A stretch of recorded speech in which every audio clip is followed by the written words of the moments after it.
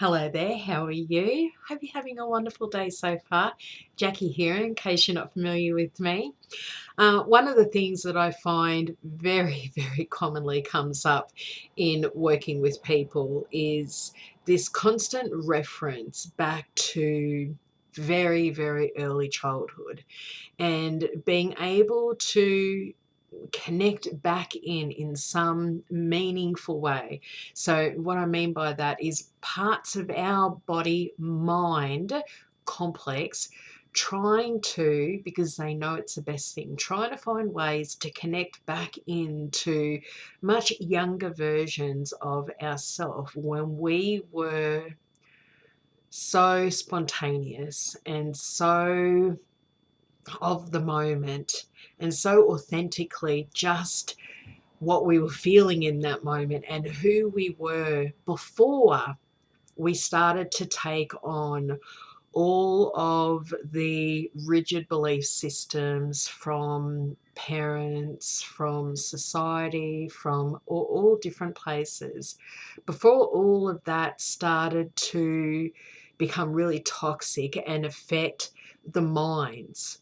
So this comes up very often in sessions where there's this reference constantly around embracing those childlike qualities, and that they're really not just childlike qualities, they're human qualities. And we have them as very young children because that's when we are our most natural selves. And that it is not only welcomed, but it is completely okay. It is completely okay to be open hearted and to really lean into things when they come about, when they happen for us, and to experience every single thing that there is in that moment, to experience it, because that's what we're designed to do. And one of the things that I absolutely love to do is I love to watch people. I love to watch people. I love to watch the world around me. And quite often, I really do like going somewhere myself so I can just sit there and watch the world around me. And what I have enjoyed, amongst other things, is watching children and just how in their natural self they are, how they just feel it with the whole of themselves, and how they don't hold back, and they only start holding back until they get the signals or the cues, or they get told that they have to hold back. They have to hold back on their emotion or their experience or their output or whatever it is. But up until a certain point, they're just doing life. They're just doing the moment. They're just doing who they are. And if you knew how often this came up in people's sessions, then maybe you'd begin to really get a grasp of what our own innate wisdom is trying to ask us to do, is to embrace those human qualities that are so natural to us more and more and more. So rather than seeing them only as childhood things that get experienced in childhood, or experiencing them as almost like categorizing them as being things that little kids do. They're not things that little kids do, they're things that humans do.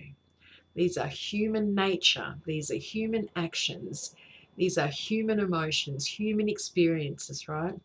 And one of the other things that I really love about kids is the fact that up until a certain point, they have no filters, or they have very little filters. So what gets felt comes out.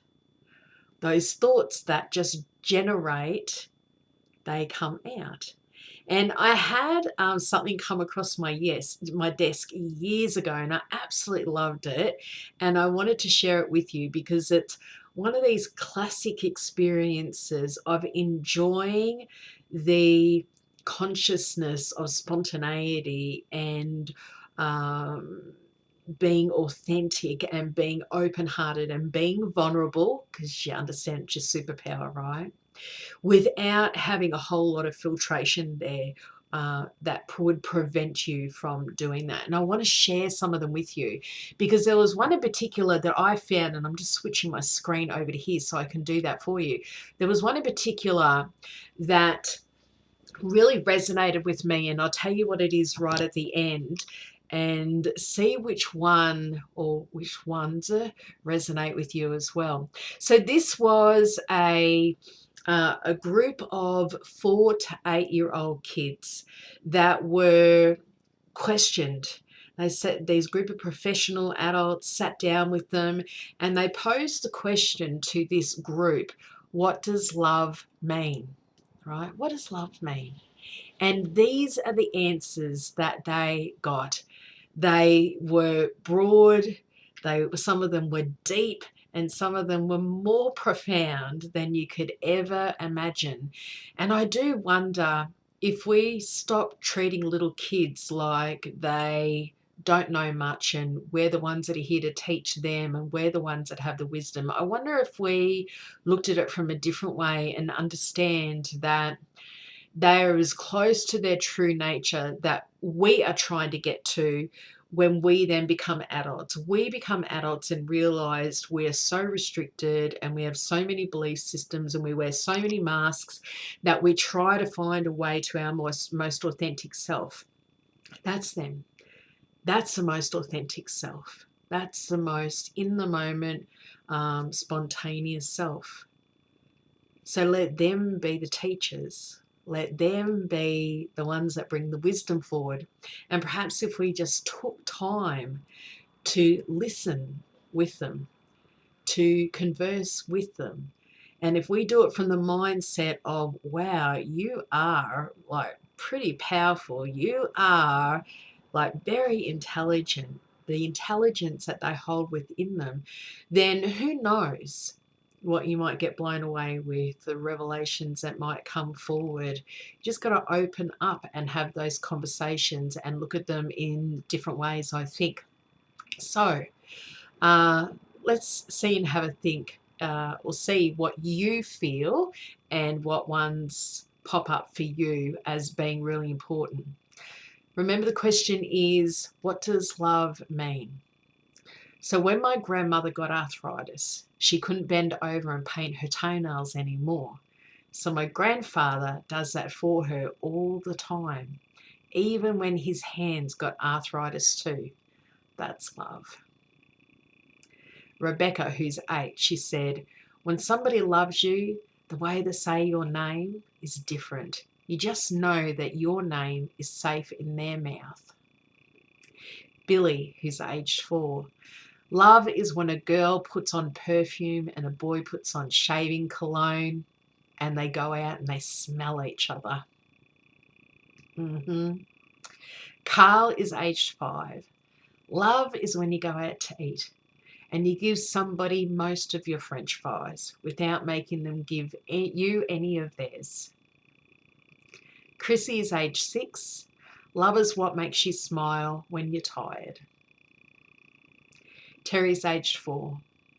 Love is when my mummy makes coffee for my daddy and she takes a sip before giving it to him to make sure that it tastes okay. Danny's 8. Love is what's in the room with you at Christmas if you stop opening presents and just listen. Bobby is age 7. If you want to learn love better, you should start with a friend who you hate. Nikki is 6. We need a few million more Nickis on, I reckon, this planet. Love is when you tell a guy you like his shirt when he wears it every day. Noel is 7. Love is like a little old woman and a little old man who are still friends even after they know each other so well. Tommy is 6. During my piano recital, I was on a stage and I was scared. I looked at all the people watching me and saw my daddy waving and smiling. He was the only one doing that. I wasn't scared anymore. That's what love means to him. So Cindy is 8. My mummy loves me more than anybody. You don't see anyone else kissing me to sleep at night. Claire is 6.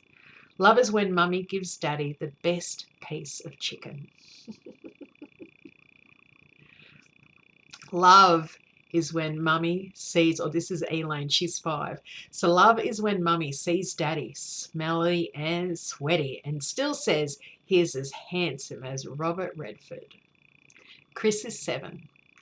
Love is when your puppy licks your face even after you left him alone all day. Mary Ann's 4. I know my sister loves me because she gives me all her old clothes and has to go out and buy new ones. Lauren is 4. When you love somebody, your eyelashes go up and down and little stars come out of you. What an image. Karen is aged 7. Love is when mummy sees daddy on the toilet and she doesn't think it's gross. Mark is 6. You really shouldn't say I love you unless you mean it. But if you mean it, you should say it a lot because people forget. Jessica's 8. Let me see. A 4-year-old, hang on, let me rephrase this. There's a 4-year-old child whose next door neighbour was an elderly gentleman who had recently lost his wife. Upon seeing the man cry, the little boy went into the old gentleman's yard, climbed onto his lap and just sat there. When his mum asked what he had said to the neighbour, the little boy said, "Nothing. I just helped him cry." Pretty incredible, hey? So what ones out of all of those were the ones that there was a hook there for you? It really grabbed you because there's something in that for you. There's the one that really gets me, and it got me years ago, and it still gets me today, is the one that speaks about your name being safe in somebody's mouth. You know you love when your name is safe in their mouth, which means they're not going to speak unkindly or disrespectfully about you, especially when you're there, let alone whether you're not there. So your name is safe in their mouth. That really got me. I've done a lot of personal work around that one. What got you? And so I think there's 2 kind of themes that come out of today's videos. I'm wondering if you can grab it. If we can see kids differently, recognize them for their true wisdom that they carry, because they're uninfected. They've not been infected by all the belief systems and all the attachments and all of the toxicity yet that will come most of their ways, that then by the time they get into adulthood, they will be trying to figure out, how do I get out of this? How do I get rid of that mask? How do I change that belief system? How do I find peace? Where is my freedom, right? What does acceptance mean to me? So recognize them for what they are. They're the real wisdom keepers. Gosh, we have a lot to learn from them just by watching them, just by sitting with them, just by listening to them. Let them lead the conversations. So if you have any comments to share about that, if you love to write down the one that appealed to you the most, I would love it if you would share it. If there is anything in that that you would like me to explore further in another video, let me know. If you want to get in contact with me, you can do that by emailing the office, info@jacquiemcintyre.com. Don't forget to hit the subscribe and the little bell button on the screen so it notifies you of other videos as they drop. And I would highly suggest joining my mailing list. I send out really cool exclusive offers and lots of other content via email, usually about once a week, maybe once a fortnight. So you can jump on that by going to the website jacquiemcintyre.com and subscribing there. I look forward to seeing you next time. Bye for now.